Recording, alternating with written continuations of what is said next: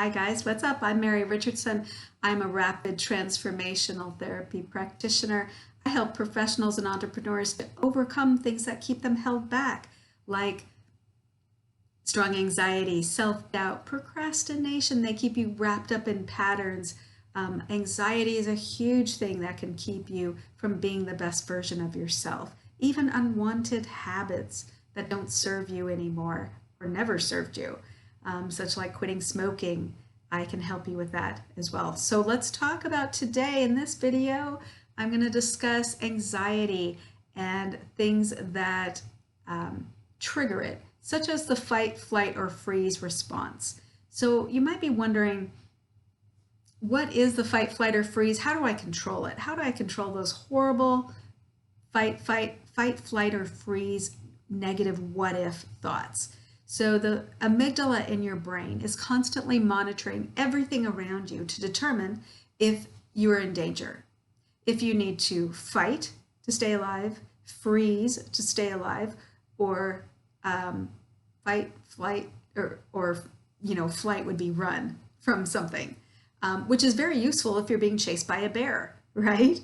But in everyday situations, what happens if you've experienced a lot of trauma, neglect as a child, been in a narcissistic relationship as an adult, had a narcissistic boss, or just a toxic relationship, anything traumatizing for you, that fight, flight, or freeze response in your brain has been overstimulated. It has never, for very long, had a chance to just go back to normal monitoring system, right? Like an alarm system. Instead, in your mind, your fight, flight, or freeze response system might be like a building an alarm system where the building has an alarm system and everything triggers that alarm. So the alarm is always going off. So you can imagine how stressful that would be if you were in that building with the alarm constantly going off. Well, that's very much like what people experience with when they can't control or don't think that they can control the fight, flight, or freeze response system. It's been overactivated, so it never has a chance to just go back to normal, which is what you were born with, right? So learning different coping mechanisms to your anxiety can help that, because what happens when we've experienced a lot of trauma, drama, stress, anxiety, you might be experiencing panic attacks, depersonalization, derealization. We're having all of these responses to this anxiety. And you might even find that all you're trying to do is go to sleep at night. And that fight, flight, or freeze response in your brain is set off like that building alarm for no apparent reason. And you're feeling like you're going to have a panic attack, and that brings up more anxiety, or you just start thinking those what if thoughts. I'm not going to name off any what if thoughts because they're always negative, and you know what they are for you. What happens is when all this is going off, you find that you might not be interacting with people, certainly not very happy in your life, because you're struggling with this anxiety. And those around you may not understand what it feels like, how you're always on edge, always on high alert. So the goal to overcome it is to stay grounded.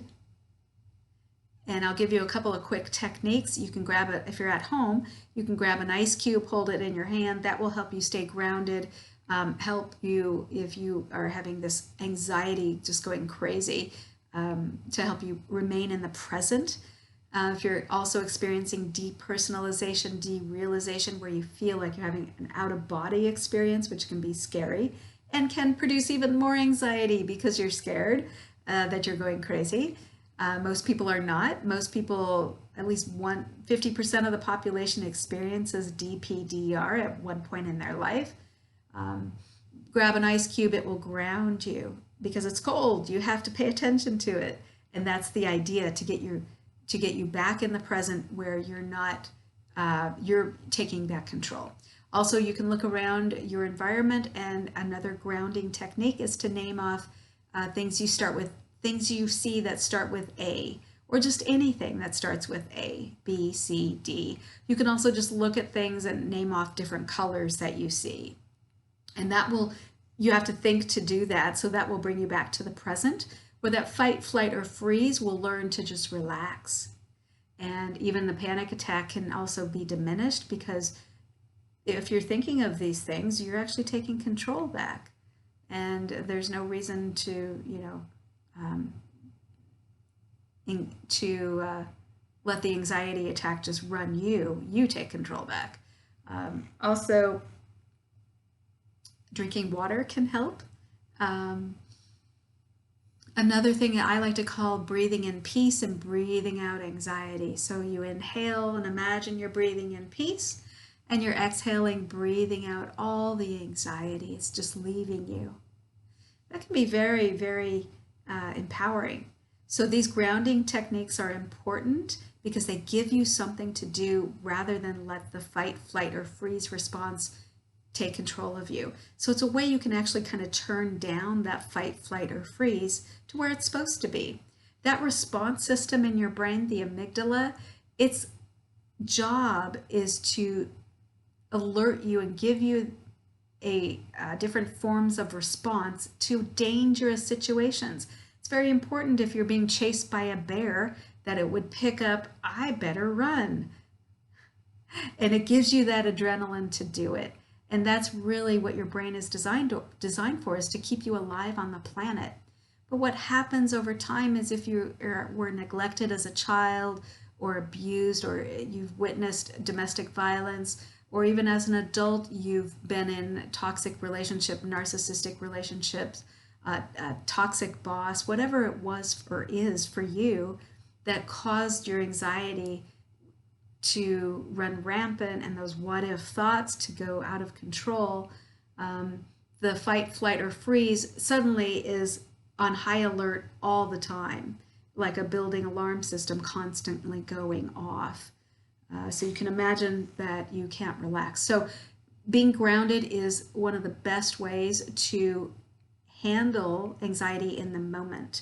What you can do for the long term, though, is to get to the root cause of why, when, where your fight, flight, or freeze response system got overstimulated. In other words, was it that trauma you experienced over and over again as a child or witnessed? Was it the relationship you stayed in too long with the narcissist, where you doubted what you were seeing and hearing, because the narcissist loved to convince you that your reality is not reality. They want you to see only their reality. And they would love to help you do that and love to keep you away from your own goals. So if you've been in a narcissistic relationship, I know this is kind of off topic, but it can really mess with your stress and anxiety, because you're not moving towards accomplishing your own goals. In fact, this person is manipulating you, trying to control you, trying to keep you from accomplishing your own goals. What they say is one thing, but what they do is something very different. So if you can imagine, in this toxic narcissistic relationship, you're trying to move forward with your goals, but the narcissist always sabotages you, interrupts you, has an emergency where you need to stop doing what you're doing and go take care of them. That's what they always do. And they know what they do is wrong, they just don't care. So if your own anxiety is out of control and you're healing, maybe you're out of that relationship now and you're healing, but your fight, flight, or freeze response mechanism in the brain is still on high alert, understand that it's just trying to protect you.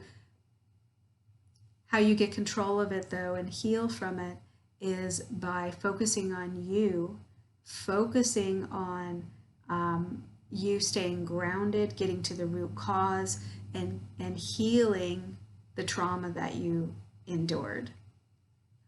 Because then you take control back, because you know that you're in control. You're not going to make decisions that aren't good for you. You're not going to give up your goals or your money or your time to someone who, an adult who is not looking out for your best interests. And really, the only one that can look out for you is you.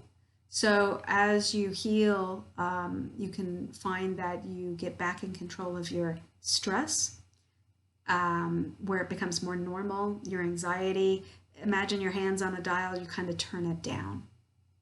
So the brain's only job is to keep you alive on the planet. That's what it did. And now you just need to sort of retrain it, rewire your brain to have a different response. Instead of waking you up at night with a panic attack, you can do things to stay grounded and then work in the long term to healing all that trauma that you endured, or as a child or even as an adult. So these grounding mechanisms are huge. Just to recap, deep breathing, and also getting control of the what if thoughts, because it can become a habit. Anxiety can become a habit. And when it does, it's really disturbing because all you're thinking of are bad things that could go wrong. And unless you want to go through life like that, overcoming it can be huge. I hope this video helped you. I'm Mary Kay Richardson. I help professionals and entrepreneurs to get past those things that keep you stuck. I'll see you in the next video.